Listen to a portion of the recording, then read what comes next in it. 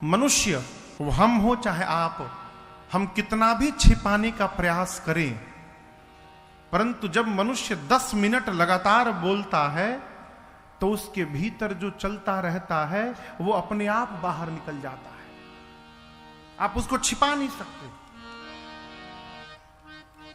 इसलिए बोलते समय बहुत सावधान रहना चाहिए। वाल्मीकि ऋषि जानना चाहते हैं कि इस पूरे घटनाक्रम को राम जी किस दृष्टि से देख रहे हैं, इनके मन में क्या चल रहा है। इसलिए कहा, राम आप बताइए। ये प्रसंग कहता है, बोलते समय सावधान रहिए। हम बोलते हैं तो केवल हम बोलते नहीं हैं, हम जब कहीं कुछ बोलते हैं तो हम अपने पूर्वजों का परिचय देते हैं। हम बोलते हैं तो हम अपने परिवार का संस्कार बताते हैं। हम बोलते हैं तो हम अपने पूर्वजों के विचार को बताते हैं। हमारे पूज्य महाराज श्री कहते हैं, बाबू, भाषा मनुष्य के चित्त की खेती है। जिस प्रकार की मिट्टी होगी उस प्रकार का फसल उसमें निकलेगा। उसी प्रकार जिस प्रकार का चित्त होगा, चित्त यानी हृदय, चेतना, उस प्रकार का चिंतन जन्म लेगा। जिस प्रकार का चिंतन जन्म लेगा उस प्रकार की शब्दावली हमारे मुख से बाहर निकलेगी, और जो शब्दावली बाहर निकलेगी वो हमारे विचार को, हमारे संस्कार को समाज में प्रदर्शित करेगी। इसलिए बोलते समय सावधान रहा जाए। बुजुर्ग लोग कहते हैं, गोली का घाव तो भर जाता है परंतु बोली का घाव कभी भरता नहीं है जीवन में। मां द्रौपदी के एक वाक्य ने महाभारत कराया था, केवल एक वाक्य ने। ऐसा अद्भुत महल बनाया महाराज युधिष्ठिर ने। वहां धरती होती थी, स्थल होता था, जहां स्थल दिखता था वहां पानी निकलता था। दुर्योधन जब आया यज्ञ में तो महल देखकर चकरा गया। उसने तो इंद्रप्रस्थ वीरान स्थान दिया था पांडवों को रहने के लिए, दान के रूप में वीरान। लेकिन अपनी तपस्या से, अपने बल से, और सबसे सर्वोपरि भगवान श्री कृष्ण की कृपा से पांडवों ने ऐसा विशाल महल खड़ा किया इंद्रप्रस्थ में। दुर्योधन जब आया तो हक्का बक्का रह गया। हस्तिनापुर में वैसा महल नहीं। मां द्रौपदी ऊपर खड़ी थी, उसने समझा कि स्थल है। जैसे दुर्योधन पांव बढ़ाया पानी में गिर गया। मां द्रौपदी देख के हंस पड़ी ऊपर से और केवल एक वाक्य कहा, अंधे का बेटा अंधा। बस इस एक वाक्य ने महाभारत करा दिया।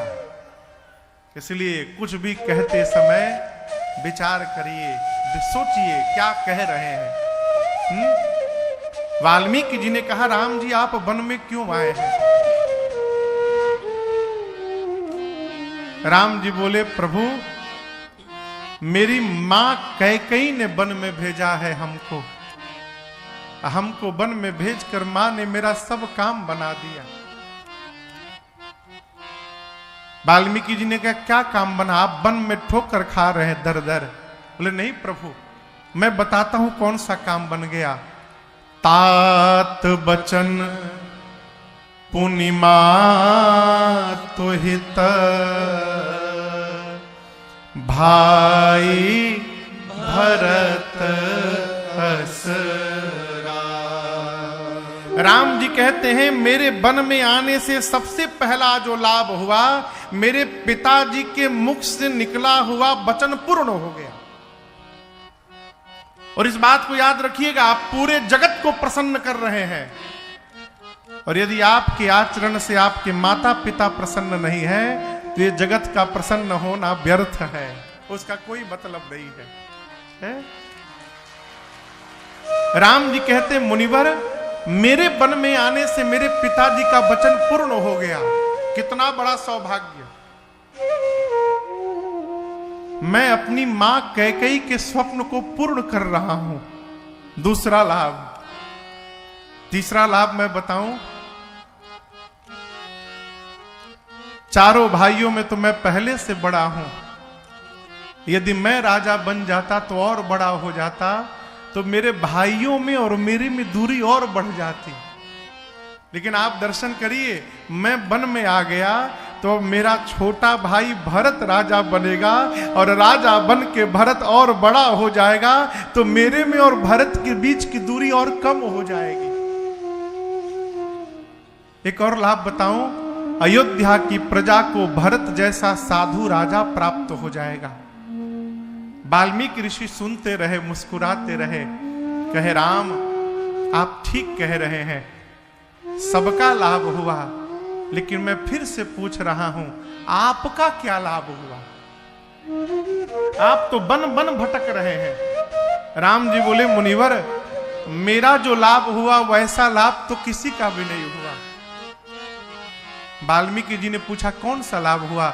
राम जी बोले मुनिवर, यदि मैं वन में न आता तो आप जैसे महापुरुष के चरणों का दर्शन कब से प्राप्त होता। ये दर्शन मिल रहा है, ये अलभ्य लाभ है जीवन का, ये जीवन का अलभ्य लाभ है। ये कथा कहती है जीवन में सकारात्मक दृष्टिकोण रखिए। किसी भी दृश्य को यदि आप सकारात्मक दृष्टिकोण से देखेंगे तो कभी कष्ट नहीं होगा। नकारात्मक दृष्टिकोण ही हमको कूप में ले जाकर समाप्त कर देता है। मेरे रघुनाथ जी हर स्थिति में प्रसन्न है? कहते मुनिवर, देखी पाय मुनि राय तुम्हारे, मैं कहता हूं भय सुकृत सब सफल हमारे। जीवन में धन होगा तो जगत का सुख प्राप्त होगा, जीवन में पुण्य होगा तो संतों का चरण प्राप्त होगा। ये पुण्य का परिणाम है। राम जी कहते हैं आपके श्री चरण का दर्शन प्राप्त करके हे मुनिदेव, राम के सारे सुकृत आज सफल हो गए। अब हम आपसे प्रार्थना करते हैं, आप जहां आज्ञा करेंगे। अब जहां राउर आयसु